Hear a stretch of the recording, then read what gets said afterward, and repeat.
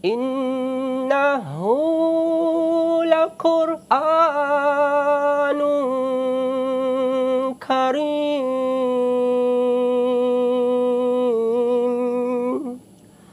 fi kitabim maknun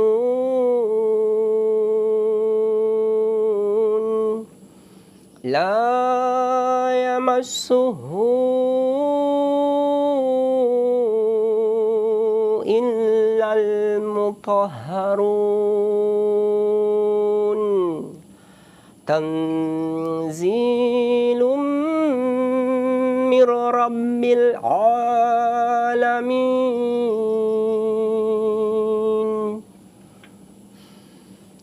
Bismillah.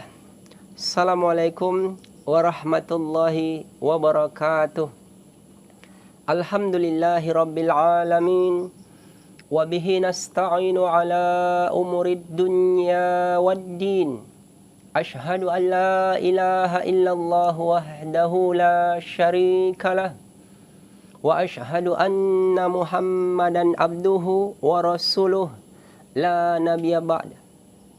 Qala Allah ta'ala fi kitabihil karim.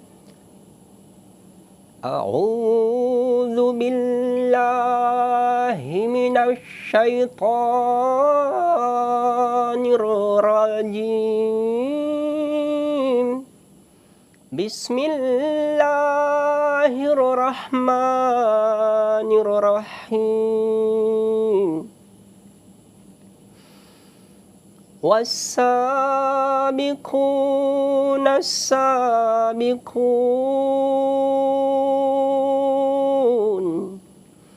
ulaikal muqarrabun fi jannatin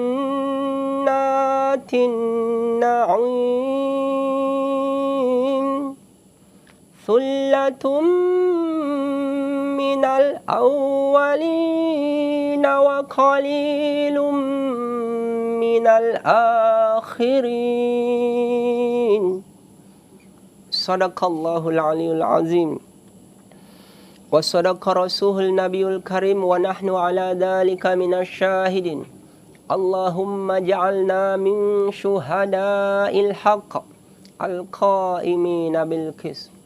Alhamdulillah, segala puji bagi Allah yang telah memberikan karunia yang besar kepada kita, yaitu karunia hidayah, nikmat iman dan Islam, beserta kesehatan, sehingga kita masih dapat diberi kesempatan untuk bersyukur mengibadahi Allah.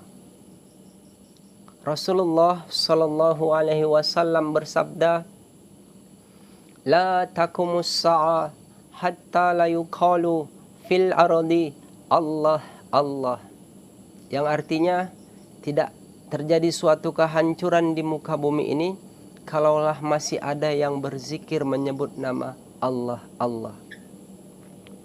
Dalam artian banyak orang memaknai semakna katanya, jikalau masih ada manusia di muka bumi ini yang senantiasa berzikir menyebut nama Allah Allah, maka bumi ini tertunda kiamatnya.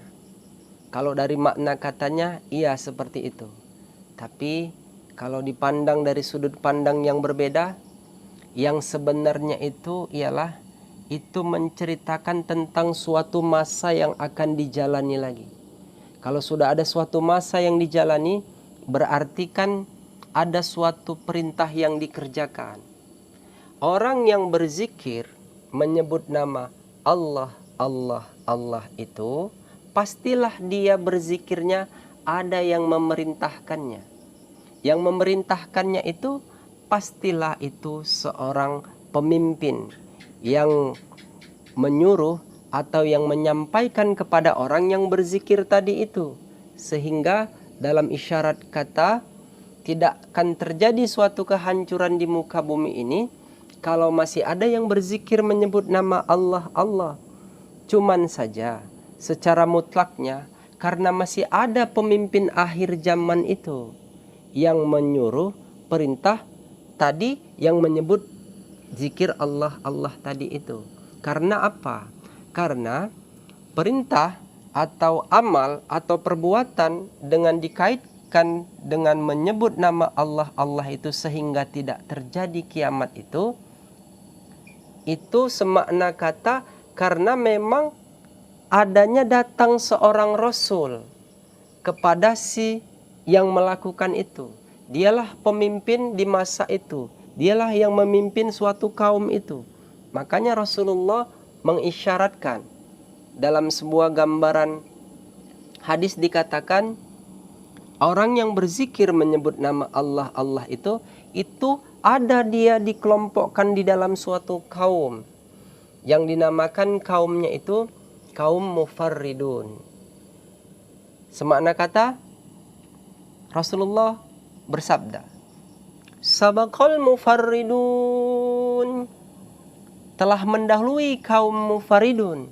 Wamal mufarriduna ya Rasulullah. Sahabat bertanya, siapa kaum mufarridun itu wahai Rasulullah? Rasulullah menjawab, az-zakirinallaha katsiran wadz-zakirat. Mereka itu laki-laki dan perempuan yang banyak berzikir menyebut nama Allah. Nah, dalam suatu gambaran, kalaulah sudah ada suatu kaum atau suatu kelompok atau suatu yang dia berzikir menyebut nama Allah laki-laki dan perempuan, pastilah mereka berzikirnya itu atas dasar perintah. Karena menurut ayat yang termaktub di dalam Al-Quran, ini jelas dia dituliskan bahwa perintah untuk kita berzikir menyebut nama Allah Allah itu sangat jelas. Dan itu dikaitkan di dalam suatu ayat yang bunyinya, ya ayyuhalladzina amanu dzkurullah dzikran katsira wasabbihu bukratan wa asila huwallazi yusalli alaikum wa malaikatuhu liyukhrijakum minadz-zulumati ilan nur wa kana bil mu'minina rahima. Hai orang-orang yang beriman, berzikirlah kamu, berzikir dengan menyebut nama Allah dengan sebutan kasiron yang banyak-banyak. Dan bertasbihatlah kamu di waktu pagi dan petang. Allah mengampuni atas dirimu dan seluruh dan para malaikat memohonkan ampun untuk dirimu.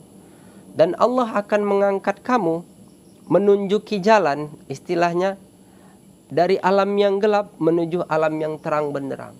Sungguhlah Allah sangat mengasihi kepada orang-orang yang beriman. Jadi perintah zikir Allah Allah ini sudah termaktub di dalam Quran, di dalam penulisannya. Ini kan suatu perintah. Maka dikaitkanlah perintah ini memang ada nanti kalau dia suatu urusan amrun, maka urusan itu pasti ada yang mengurusi urusan itu. Pastilah orang yang mengurusi urusan perintah Allah itu dia seorang rasul. Karena apa? Karena ini perintah Allah. Sudah pasti yang menjadi wakilnya di muka bumi untuk disampaikan kepada mereka yang beriman, dia itu seorang rasul. Nah, perintah zikir Allah Allah ini dikaitkan dengan kaitannya nanti datang pada hari akhir, mau kiamat. Sehingga kalau masih ada yang memerintahkan atau orang yang berzikir menyebut nama Allah Allah ini, kiamat ini tertunda.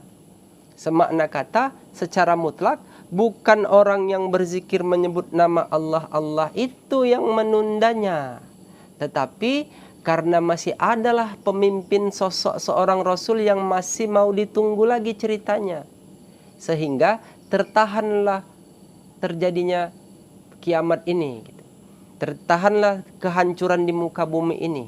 La taqumus sa'a hatta la yuqalu fil ardi Allah Allah. Makanya Rasul dalam penggambaran hadisnya mengatakan, andaikan dunia ini tinggal sehari lagi, maka Allah akan panjangkan hari tersebut sehingga diutus padanya sosok seorang laki-laki dari keturunanku. Namanya sama seperti namaku. Nama ayahnya juga sama seperti nama ayahku. Artinya memang ada sosok pemimpin yang ditunggu lagi setelah masa kenabian berakhir. Kan sudah kita ketahui bersama bahwa tidak ada lagi nabi setelah Nabi Muhammad, alladzi la nabiyya ba'da. Tapi di situ tidak dikatakan tidak ada lagi seorang rasul atau seorang pemimpin. Makanya dapatlah disimpulkan Rasulullah kekasih Allah itu di awal, di masa-masa awal itu adalah nabi dan para sahabatnya. Itulah nabi itu, rasul, dan dia bersama sahabatnya itu. Itulah yang memerintahkan dan yang mengerjakan perintah sahabatnya. Gitu juga. Nanti di akhir ada juga kaum itu yang dimana pemimpin itu memerintahkan untuk berzikir menyebut nama Allah itu. Kalau di awal Rasul Allah itu pangkat makom ketinggiannya nabi-nabi, maka Rasulullah di akhir itu dia makom ketinggiannya adalah Mahdi Allah atau Al-Mahdi atau dikatakan Imam Mahdi. Karena apa? Kata Mahdi itu sendiri dialah orang yang mendapat petunjuk lagi menunjuki. Jadi dapat disimpulkan dalam suatu penggambaran ayat bahwa dikatakan datangnya seorang Rasul ini tadi. Dikatakan di surat At-Taubah, laqad ja'akum rasulun min anfusikum azizun alaihi ma anittum harisun alaikum bil mu'minina raufur rahim. Datang seorang rasul kepada kamu dari kaummu sendiri, berat olehnya penderitaan yang kamu alami. Sangat menginginkan rasul itu keimanan dan keselamatan atas dirimu. Amat belas kasihan lagi penyayang kepada mereka yang beriman. Dalam semakna kata, Rasul di awal-awal di masa kenabian dulu memang mereka memiliki kaum-kaum yang ada namanya kaum Ad, kaum Tasamud, kaum Sodom. Nah, itu ada juga kaum itu di antara kaum-kaum di masa Nabi itu ada yang kaum itu dia dirahmati Allah, ada juga kaum itu yang dia dilaknat oleh Allah. Contoh-contoh kaum yang dilaknat Allah seperti kaum Sodom itu di masa zaman kenabian Nabi Lut. Nah, ada kaum yang dia diridhoi Allah, yaitu di zaman Nabi Muhammad sallallahu alaihi wasallam. Itulah kaum yang bersama Nabi kita, kaum Muhajirin dan kaum Ansor. Kaum Muhajirin itu bertempat tinggal berada di Makkah. Sedangkan kaum Ansor dia bertempat tinggal di Madinah. Makanya datang seorang Rasul kepada kaum itu. Siapa? Nabi kita Muhammad sallallahu alaihi wasallam. Tetapi cerita kaum ini tidak sampai di situ saja. Walaupun katanya Nabi Muhammad nabi terakhir, alladzi la nabiyya ba'da. Tapi kan ada masih pemimpin yang masih ditunggu lagi. Dia juga memiliki kaum. Siapa kaumnya? Nabi berkata, sabaqal mufaridun. Kaum mufaridun telah mendahului kita. Maka sahabat bertanya, siapa kaum mufaridun itu, wahai Rasulullah? Mereka itulah laki-laki dan perempuan yang banyak berzikir menyebut nama Allah. Makanya dikatakan di akhir, datang seorang Rasul kepada kamu dari kaummu sendiri. Makanya kembali lagi ke kita. Kita kaum Ansor bukan. Karena kita tidak hidup di zaman Nabi. Kita kaum mufaridun juga bukan. Karena kita tidak, apa maksudnya gini, kita kaum Ansor bukan, kaum Muhajirin bukan. Tetapi ada kemungkinan di akhir zaman itu kaum mufaridun itu. Makanya berusahalah kita sebagaimana dulu berusahanya para sahabat leluhur-leluhur kita itu, mereka dapat diakui menjadi suatu kaum yang diselamatkan oleh Nabi dan Allah. Di akhir, kaum yang diselamatkan itu, yang mereka itu dekat kepada Tuhan mereka adalah kaum mufaridun itu tadi. Makanya ini suatu keseimbangan cerita sebenarnya. Awal ada akhir. Makanya cerita awal ini saya membaca tadi surat Al-Waqiah, di situ diterangkan bahwa sesungguhnya Al-Quran itu adalah bacaan yang sangat mulia di dalam kitab yang terpelihara, tidak dibenarkan orang yang menyentuhnya kecuali orang yang disucikan, karena dia perkataan Tuhan yang menciptakan seluruh alam. Di surat itu, di awal surat diceritakan tentang kejadian hari kiamat. Idza waqa'atil waqi'ah, apabila terjadi hari kiamat itu, katanya. Maka di situ diterangkan lagi di ayat-ayat berikutnya. Ini menceritakan dalam suatu gambaran. Saat sekarang ini kan apabila orang menceritakan tentang hadis atau tentang suatu kaum mufaridun, pasti gambarannya selalu sesuai dengan hadis yang dimaksud dengan berzikir menyebut nama Allah itu.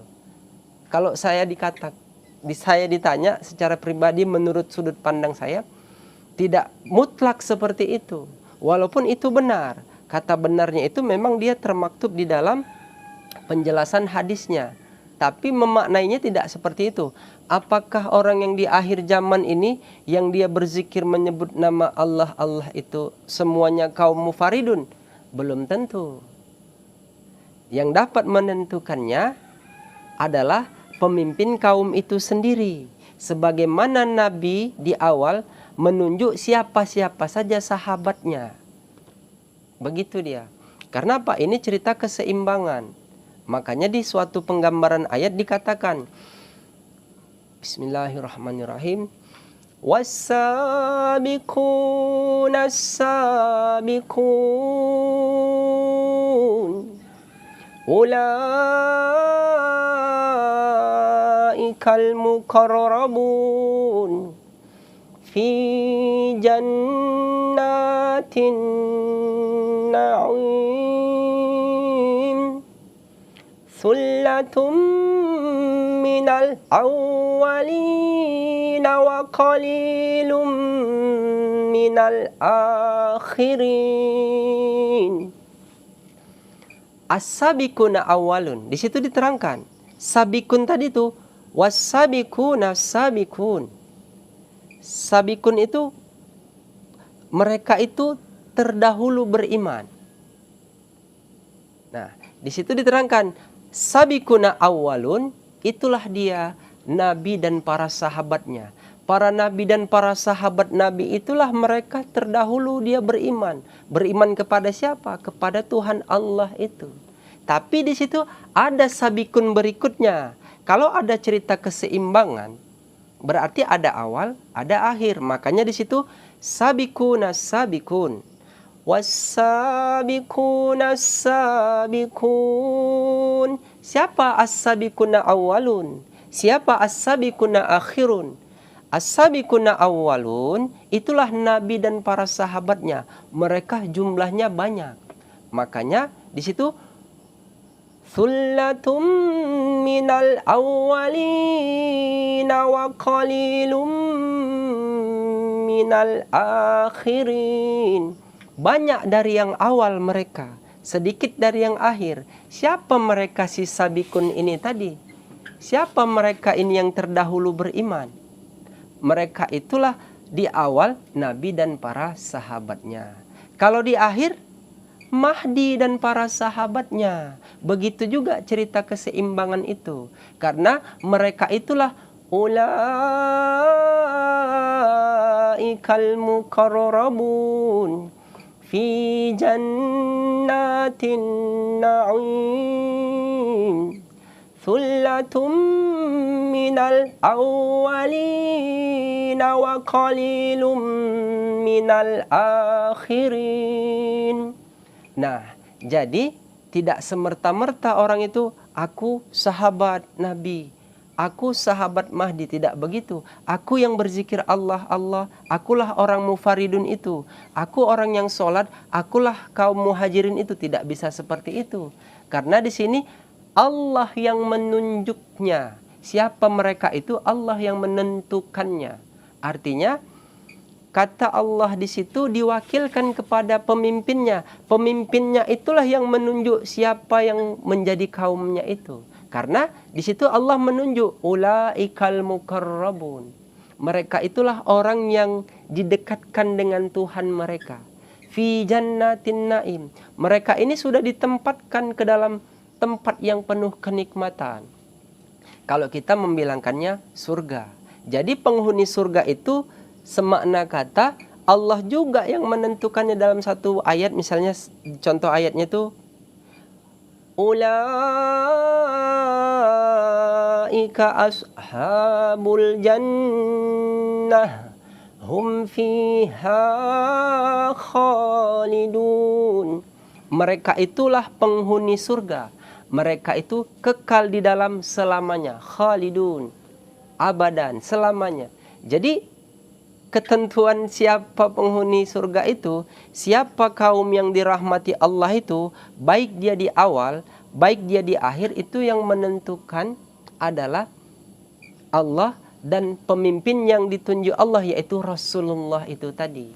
Rasulullah di awal adalah Nabi, dan Rasul itu di awal adalah Nabi, Rasul di akhir adalah Al-Mahdi alaihissalam atau Imam Mahdi atau Mahdi alaihissalam itu sendiri. Jadi Nabi memiliki sahabat-sahabatnya. Inilah yang dimasukkan ke dalam kelompok suatu kaum tadi. Mahdi juga sama, dia memiliki sahabat-sahabat yang dekat dengannya. Inilah yang dimasukkan ke dalam kaum itu tadi.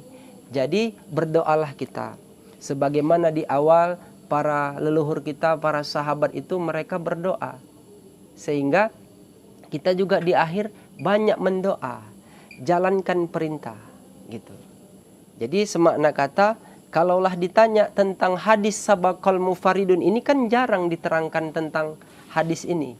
Mungkin beberapa ulama di akhir sekarang ini menjelaskan hanya sekedar orang yang berzikir, terus yang berzikir Allah Allah, mereka itu orang mufaridun. Tidak begitu. Maksud hadis di situ harus disinkronkan dengan ayatnya gitu. Makanya di situ kenapa dia dikatakan sabaqal mufaridun? Sabikunnya tadi di situ ada alif lam khusus. Alif lam itu alif lam yang mengkhususkan. Mengkhususkan siapa? Si mufaridun itu tadi, yang mufrad, yang tunggal, yang berpisah mereka. Mereka terpisah dari siapa? Mereka itu berdiri sendiri gitu. Artinya mereka itu terpisah dari siapa? Dari leluhurnya di awal. Sesungguhnya inilah mereka ini keturunan dari Nabi dan para sahabatnya itu tadi di akhir. Karena mereka sudah ditentukan oleh Nabi. Artinya begini, kalaulah kita orang Islam saat ini selalu merujuk kepada cerita Nabi dan para sahabatnya. Contohnya itu misalnya begini. An Anas radhiyallahu anhu qala Nabiyuna Muhammad sallallahu alaihi wasallam. Dari sahabat Anas berkata, Rasulullah sallallahu alaihi wasallam bersabda. Dan apa isi cerita hadisnya? Atau sahabat lain, An Abi Hurairah radhiyallahu an qala Rasulullah sallallahu alaihi wasallam. Nah, begitu dia. Dari sahabat Abu Hurairah berkata, Rasulullah sallallahu alaihi wasallam bersabda, dan apa isi hadisnya? Begitulah dan seterusnya. Segitu banyak sahabat Nabi, semua mereka meriwayatkan tentang apa yang dicakapkan oleh nabinya, pemimpinnya, rasulnya gitu. Di masa itu, apakah sekarang ini orang tidak pernah berpikir bahwa Mahdi berkata? Berarti kan orang yang mendengar cakap Mahdi itu sahabat Mahdi itu juga. Orang yang mendengarkan cakap Nabi itu ya sahabat Nabi itu juga, orang yang bersamanya gitu. Berarti kan itu ada. Jadi wajar kita di awal selalu merujuk kepada cerita Nabi dan para sahabatnya, karena mereka itu leluhur-leluhur kita di awal sudah masuk ke dalam sejarah Islam yang kita sudah yakini, yang kita sudah mengimani. Tapi harus diingat juga bahwa ada cerita yang dia orangnya belum lahir ke dunia, tapi dia sudah diceritakan Nabi dan para sahabatnya mendengarkan. Siapa? Tentang orang Mufaridun ini tadi. Karena apa? Karena mereka masih dari keturunan yang sama. Karena apa? Karena di situ was-sabiquna as-sabiqun ulaikal muqarrabun fi jannatin na'im thullatum minal awwalin wa qalilum minal akhirin. Itulah cerita tentang Tuhan. Artinya apa? Semua yang dimiliki cerita ini adalah cerita Tuhan. Kalau Tuhan sudah bercerita, Tuhan itu sangat menggemari tentang keseimbangan. Makanya ada awal, ada akhir. Ada cantik, ada buruk, dan begitulah seterusnya. Di awal siapa? Karena kita membahas tentang suatu kaum di awal, itulah kita ambil aja Nabi terakhir adalah Nabi Muhammad SAW bersama kaumnya, kaum Muhajirin dan kaum Ansor di masa itu, yang berada di Makkah dan berada di Madinah. Dan di akhir Mahdi dan para sahabatnya. Mereka berada di mana? Itu menjadi suatu misteri. Itulah misteri waktu itu tadi. Waktu juga nanti yang menjawabnya. Artinya kita banyaklah berdoa, bermohon kepada Allah. Kita hindari yang diwasiatkan Nabi seperti ini. Idza adzamat ummatid dunya nuzi'at minha haibatul Islam. Wa idza tarakatil amra bil ma'ruf wa yanhauna 'anil munkar wa tu'minuna billah. Wa idza saqatat ummati wa idza tasabat ummati saqatat min ainillah. Artinya begini. Apabila umatku sudah mengagungkan dunia, maka kehebatan Islam akan tercabut darinya. Dan apabila umatku sudah meninggalkan amar ma'ruf nahi mungkar, maka haram kepadanya itu keberkahan wahyu. Dan apabila umatku saling menghina satu dan lainnya, maka jatuhlah dia dari pandangan Allah. Makanya kita jangan berselisih. Kita berdoa saja, banyak saja mengingat Allah, itu perintahnya. Kalau berselisih, pasti nanti ceritanya benar dan salah. Yang paling kita khawatirkan sekali di akhir-akhir zaman sekarang ini, selalu perselisihan itu membawa tentang ayat, membawa tentang hadis. Hadisnya seperti dibentur-benturkan. Itu kalau saya bilang tidak pas itu secara adab. Tidak bisa seperti itu. Kenapa? Itulah ilmu. Ilmu itu kepada seseorang itu berbatas, sedangkan ilmu Allah itu luas. Makanya selalu dikatakan salah paham. Judulnya saja sudah salah paham. Berarti ngapain diteruskan perdebatannya? Coba kita berfikirnya, kita bagaimana Allah itu meridhoi kita sehingga perselisihan itu dihindarkan. Cara menghindarinya gimana? Apabila kita sudah taklid kepada satu ulama yang kita ikuti, yang kita anggap itu dia benar, udah ikuti aja apa kata dia, pegang itu, dan tidak usah yang dari dia dibenturkan dengan ulama yang lain. Nanti ini jadinya pasti berbentur. Kenapa? Kalau sudah kata ulama, pasti nanti membawa Al-Quran, pasti membawa hadis, itu yang dibahas, itu nanti yang dibenturkan. Kalau saya pribadi hindari seperti itu. Kita berpikir saja bagaimana di akhir-akhir zaman sekarang ini kita diberi izin oleh Allah untuk dapat bertemu dengan pemimpin akhir zaman itu. Jadi mutlak tidak ada perdebatan itu. Kenapa? Karena ada pemutusnya. Itulah salah satu tanda alamat bahwa orang yang bertikai, mau dia ulama apapun, yang gelarnya kalau di Indonesia ada ustadz, ada syekh, ada apa lagi? Ada kiai, macam lah bentuk-bentuk cara memanggilnya. Pasti nanti ada perseteruhannya. Coba berpikirnya, aku aja belum tentu selamat.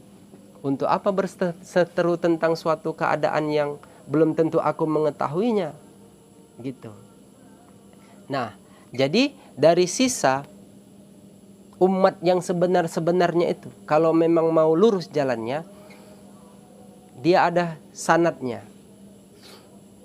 Sanad di awal sampai kepada Nabi, sanad di akhir sampai kepada Mahdi. Itulah cerita keseimbangan.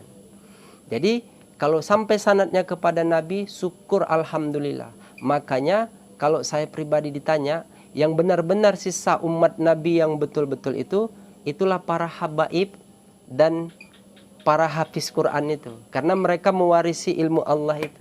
Mereka memelihara Quran. Dan tapi dalam artian jangan bertikai. Karena nanti bisa jatuh dari pandangan Allah. Nah, begitu dia. Karena tadi hadisnya, idza tasabat ummati saqatat min ainillah. Apabila umatku sudah saling menghina dan satu lainnya, maka jatuh dia dari pandangan Allah. Kalau udah jatuh dari pandangan Allah, sebanyak apapun amal yang diperbuatnya, maka itu sia-sia juga. Bagus kita orangnya biasa-biasa saja. Kita hanya patuh kepada apa yang kita ketahui, tidak menyinggung orang lain. Yang pasti kalau bertemu dapat kepada sosok pemimpin akhir zaman itu, pastilah orang itu sangat beruntung. Karena semuanya ini menunggu. Kalau kata menunggu di sini, dia harus tahu apa yang ditunggunya. Karena kata menunggu ini, kalau dia tahu apa yang dia tunggu, maka itu orang pasti beruntung. Kalau dia tidak tahu apa yang dia tunggu, maka ini orang akan merugi. Nah, begitulah dia kesimpulannya. Jadi sebetulnya cerita ini adalah cerita canda, cahaya nur dari Allah.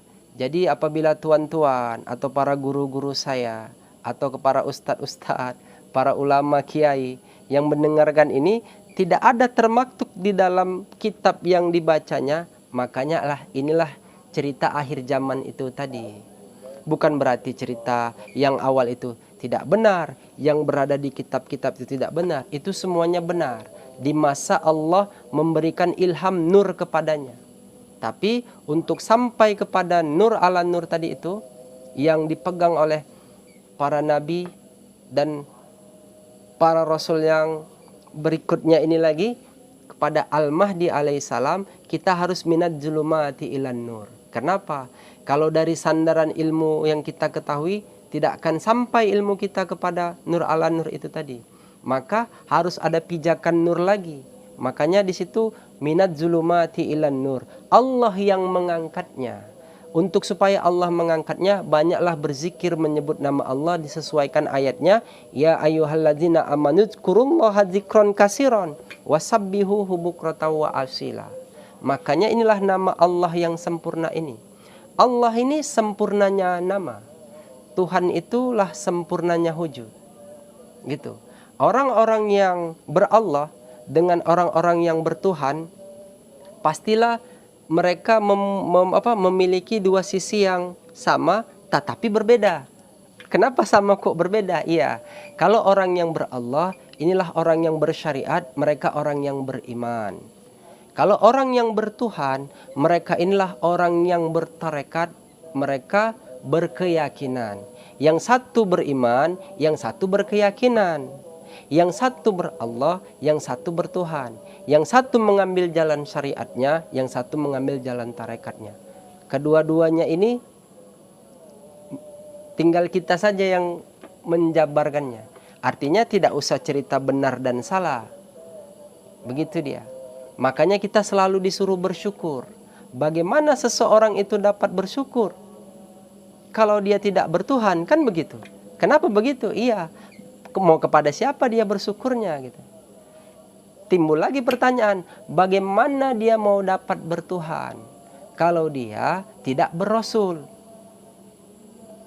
Timbul lagi pertanyaan, bagaimana mau dia dapat berrasul kalau dia tidak meniti jalannya? Gitu. Jadi mungkin begitu saja cerita canda kali ini. Mungkin diambil manfaatnya, atau tidak usah dipandang siapa yang berbicara. Kalau yang berbicara ini ya begini-begini saja orangnya. Tapi dengarkan aja apa yang dibicarakannya. Saya ada satu pesan seperti ini. Orang yang dia dapat bertemu dengan sosok seorang Al-Mahdi alaihissalam atau Imam Mahdi atau Mahdi itu tadi, itu orang yang memiliki 3 jalannya. Dari rezekinya, dari petunjuk hidayah, dan dia memang menjalankan perintah. Kalau ini dari ini aja 3 jalannya di awal, itulah dia memang betul-betul dia nanti dapat bertemu dan dia mengenalnya. Itulah yang menjadi tolak ukur kita berusaha sebagaimana dulu orang mencari sosok seorang nabi itu dengan ciri-cirinya. Kalau untuk sampai kepada nabi itu kan berarti pijakannya sampai dulu kepada sahabat-sahabatnya. Begitu juga kepada sosok Al-Mahdi itu tidak mudah untuk bertemu dengannya. Maka kita paling tidak bertemu dengan para sahabat-sahabatnya atau orang yang memang berada di dekat di sisinya. Karena apa? Hanya orang-orang yang dipanggilnya saja yang dapat bertemu dengannya. Kalau tidak akan bisa. Mungkin itu saja penjelasan kali ini. Nanti kita bertemu di penjelasan berikutnya. Karena ini kita sudah mau masuk waktu sholat subuh, maka kita mau persiapan untuk beribadah, sholat seperti bagaimana biasanya. Mudah-mudahan kita semua dalam keadaan sehat, dalam keadaan dengan iman dan takwa. Semoga Allah merahmati kita. Billahi taufiq wal hidayah. Assalamualaikum warahmatullahi wabarakatuh.